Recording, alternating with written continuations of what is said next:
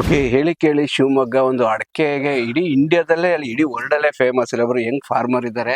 ಅವ್ರ ತಾತ ಮುತ್ತಾತ ಮಾಡಿರೋ ತೋಟ ಒಂದ್ 100 ವರ್ಷದ ಎಬೋ ಅಂತ ಕಾಣುತ್ತೆ. ಮೆಥಡ್ ಇಲ್ಲ, ಏನಿಲ್ಲ. 2 ಅಡಿ 3 ಅಡಿ 5 ಅಡಿ ಎಲ್ಲ ಇದೆ. ಎಷ್ಟಿದೆ ಕೇಳೋಣ. ಸರ್ ನಮಸ್ತೆ.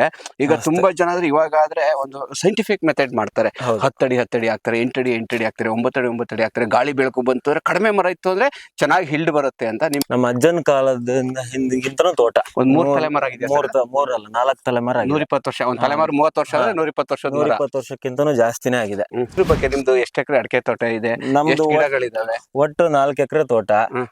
ಎಕರೆ ತೋಟ ಅಂದ್ರೆ ಅವತ್ತಿನ ಕಾಲಕ್ಕೆ ಅರ್ಧ ಎಕರೆನಲ್ಲಿ 500 ಸಸಿ 600 ಸಸಿ ಕೊಟ್ಟಿದ್ದಾರೆ. ಅರ್ಧ ಎಕರೆಲೆ ಅರ್ಧ ಎಷ್ಟು ಎಕರೆ ಅಡಿ ಉದ್ದ ಆಗ್ಲ ಆತರ ಏನಾರು ಇದೆ? ಅದೇನ್ 3 ಅಡಿಗೂ ಒಂದೊಂದು ಅಡಿಕೆ ಸಸಿ ಇದೆ. ಅಷ್ಟು ಬಂದ್ರೆ ಫಸ್ಟ್ಲೇ ಬರಲ್ಲ ಅಂತ ಫಸ್ಟ್ ಬರ್ತಿತ್ತು. ಹಾ.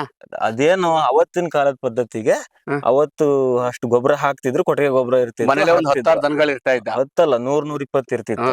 ಇತ್ತು. ನಾನು ಚಿಕ್ಕವನಿದ್ದಾಗ ನಮ್ಮನೆಲ್ಲ 120 ಹಸುಗಳಿದ್ವು.